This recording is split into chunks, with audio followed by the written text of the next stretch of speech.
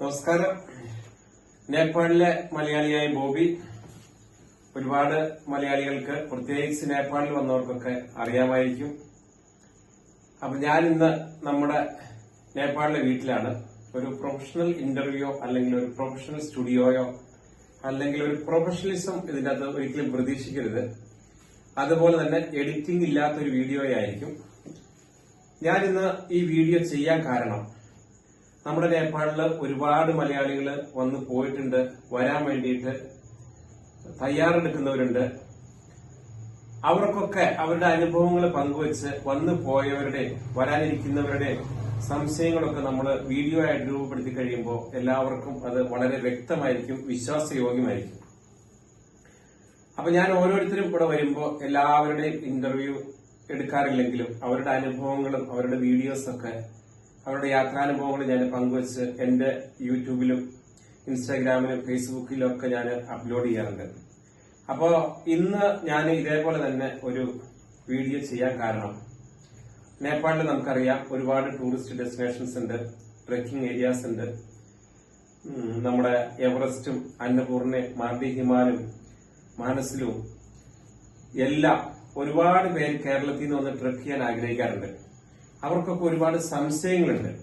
പാക്കേജുകൾ ഒത്തിരി ഉണ്ടെങ്കിലും സ്വയം ചെയ്യാൻ ആഗ്രഹിക്കുന്നവരുണ്ട്. അതൊക്കെ എങ്ങനെയാണ്, എന്താണ് അതിന്റെ ചെലവുകളൊക്കെ എന്ന് ഒരുപാട് പേര് വിളിച്ച് ചോദിക്കാറുണ്ട്. അപ്പൊ ഇവിടെ വന്നു പോയവരുടെ അനുഭവങ്ങൾ പങ്കുവെക്കുകയാണെങ്കിൽ എല്ലാവർക്കും അത് വളരെ വ്യക്തമായിരിക്കും, സുതാര്യമായിരിക്കും. അതിനകത്തൊരു ഹിഡൻ കാര്യങ്ങളൊന്നും ഉണ്ടാവില്ല. അപ്പോ നമ്മുടെ നേപ്പാള് മലയാളികൾക്ക് ഏറ്റവും എളുപ്പത്തിൽ പോകാൻ പറ്റിയ രാജ്യമാണെന്ന് ഞാൻ പലപ്പോഴും സൂചിപ്പിക്കാറുണ്ട്. കാരണം ഡോക്യുമെന്റ്സിന്റേതായ പ്രശ്നങ്ങളില്ല, വിസ ആവശ്യമില്ല, പാസ്പോർട്ടും ആധാർ കാർഡും ഇലക്ഷൻ ഐ ഡി ഉണ്ടെങ്കിൽ നമുക്ക് സുഖസുന്ദരമായിട്ട് നേപ്പാളിന്റെ ഉള്ളിൽ സഞ്ചരിക്കാം. ഈ മൂന്നെണ്ണത്തിൽ ഏതെങ്കിലും ഒരെണ്ണം മതി.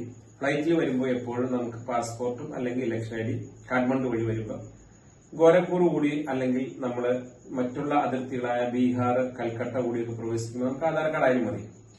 അപ്പൊ ഞാൻ പറഞ്ഞു വരുന്നത്, അല്ലെങ്കിൽ നമ്മൾ പങ്കുവയ്ക്കാൻ ആഗ്രഹിക്കുന്നത്, എവറസ്റ്റ് ബേസ് ക്യാമ്പ് പോയവരുണ്ട്, എവറസ്റ്റ് കീഴടക്കാൻ നമ്മുടെ മലയാളികൾ ഒരുപാട് പേരുണ്ട്. ഇവരുടെയൊക്കെ ഇന്റർവ്യൂസ് ഒക്കെ നിങ്ങൾ കണ്ടിട്ടുണ്ട്. അപ്പൊ നമ്മുടെ വീട്ടിൽ വന്ന അന്നപൂർണ സർക്യൂട്ട് ചെയ്ത രണ്ടുപേരാണ് ഇന്നിവിടെ നമ്മുടെ കൂടെ ഇരിക്കുന്നത്. അവര് തന്നെ പരിചയപ്പെടുത്തും. അപ്പൊ ഒരുപാട് പേര് അന്നപൂർണ സർക്യൂട്ട് ചെയ്യാൻ വേണ്ടിയിട്ട് സംശയങ്ങൾ ചോദിക്കുമ്പോൾ ഈ ഇന്റർവ്യൂ ഞാൻ നിങ്ങൾക്ക് പങ്കുവച്ചു കഴിഞ്ഞാൽ നിങ്ങൾക്ക് കൂടുതൽ വിശ്വാസയോഗ്യമാവും. അതേപോലെ ഇവരുടെ നമ്പർ ഷെയർ ചെയ്ത് കഴിഞ്ഞാൽ ഒന്നുകൂടി കാര്യങ്ങൾ വളരെ വ്യക്തമായിരിക്കും. നമ്മുടെ വീഡിയോയിൽ ഒരിക്കലും എഡിറ്റിംഗ് ഉണ്ടാവില്ല കേട്ടോ, ഓർഗാനിക് കണ്ടന്റ്സ് ആയിരിക്കും എപ്പോഴും. അപ്പോ ഞാൻ പരിചയപ്പെടുത്താണ്, നമ്മുടെ നിങ്ങൾ സ്വയം പരിചയപ്പെടുത്തിക്കോ. നമസ്കാരം, എന്റെ പേര് അഭിജിത്ത്. ഞാൻ കൊച്ചിയിലാണ് എന്റെ വീട്, ചോറ്റാനിക്കര സ്വദേശിയാണ്. ഞാൻ ഡെക്കാത്തോൺ സ്പോർട്സിലാണ് വർക്ക് ചെയ്യുന്നത്. സോ ഇതെന്റെ വൈഫാണ് വിനീറ്റ. ഞാൻ വിനീറ്റ, ഞാൻ സദർലൻഡിലാണ് വർക്ക് ചെയ്യുന്നത്. അഭിജിത്തിന്റെ വൈഫാണ്. അപ്പോ ഇവര് വേറൊരു പ്രത്യേകതയും കൂടിയുണ്ട്. എന്റെ വീടിന്റെ ഏറ്റവും അടുത്ത് എന്റെ അയൽക്കാര് തന്നെയാണ്.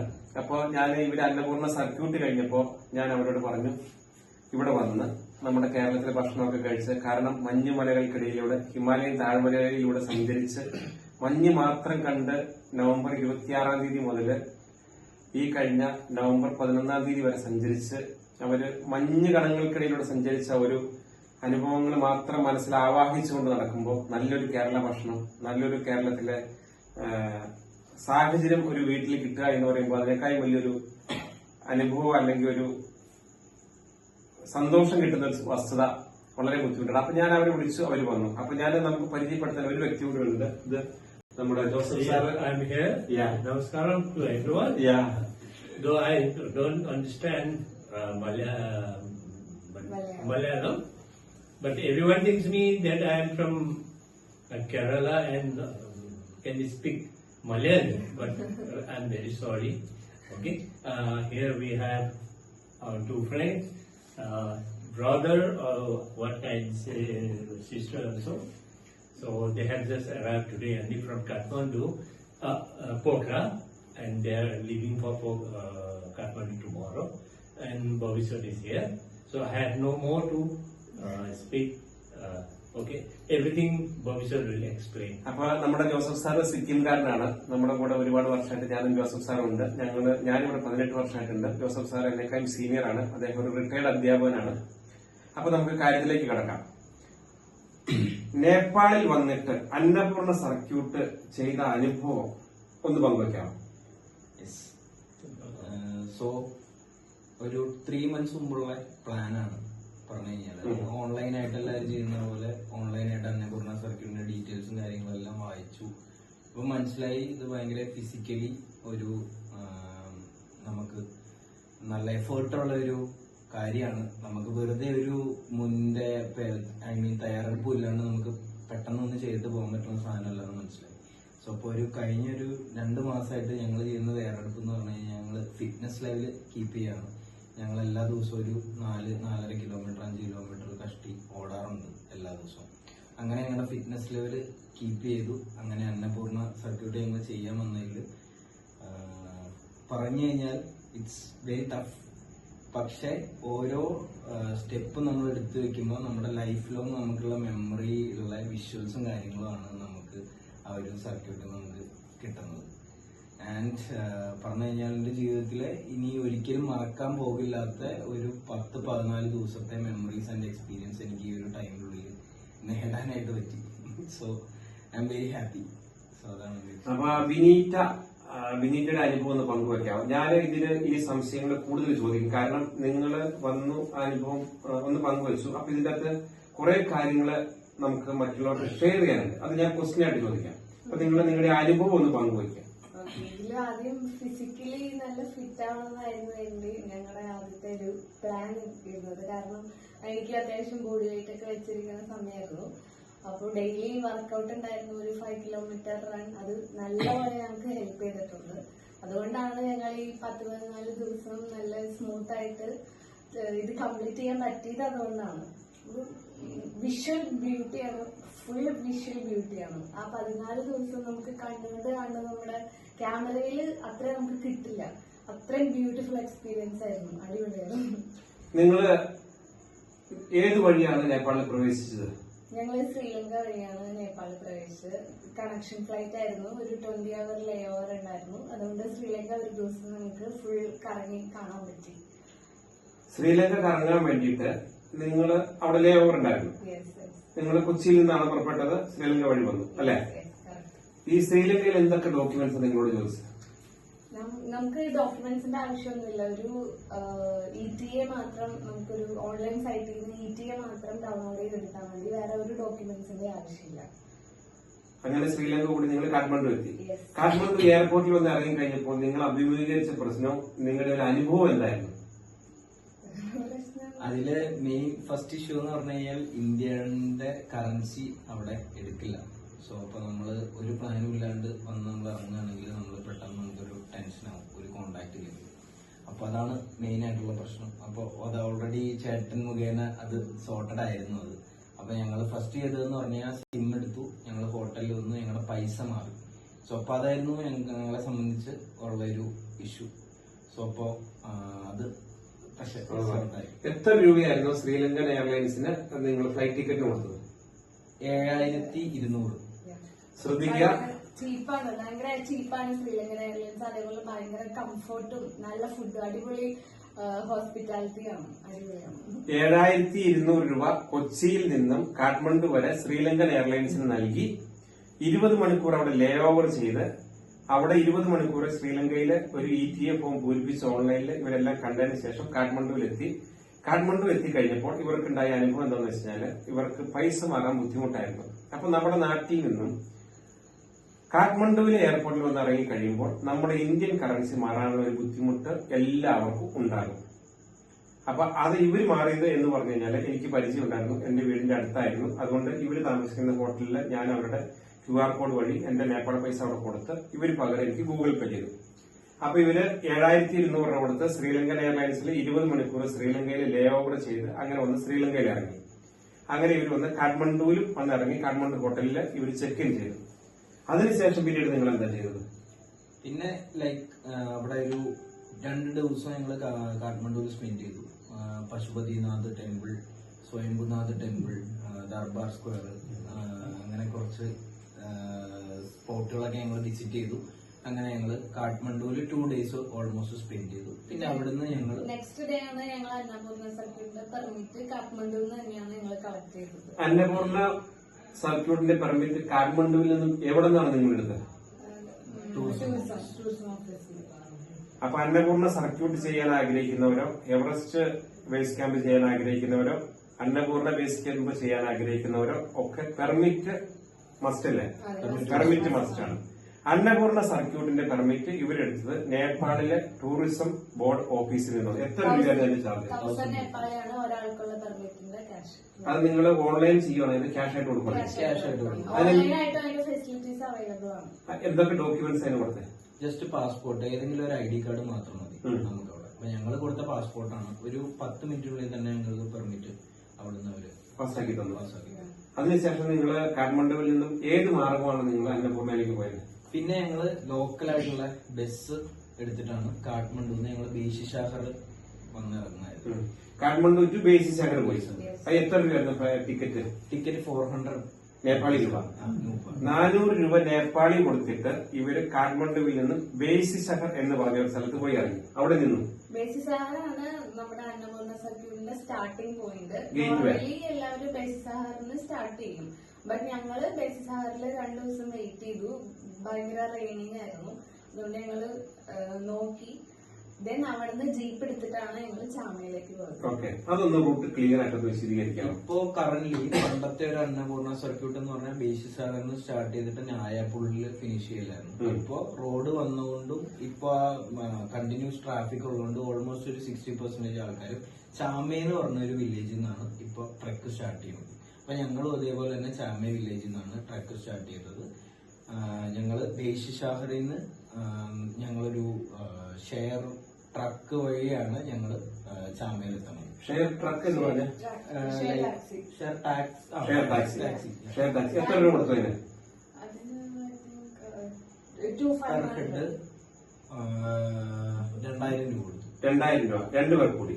നേപ്പാളി 2 പേർക്ക്. അപ്പൊ 1000 വെച്ച്. 1000 വെച്ച്.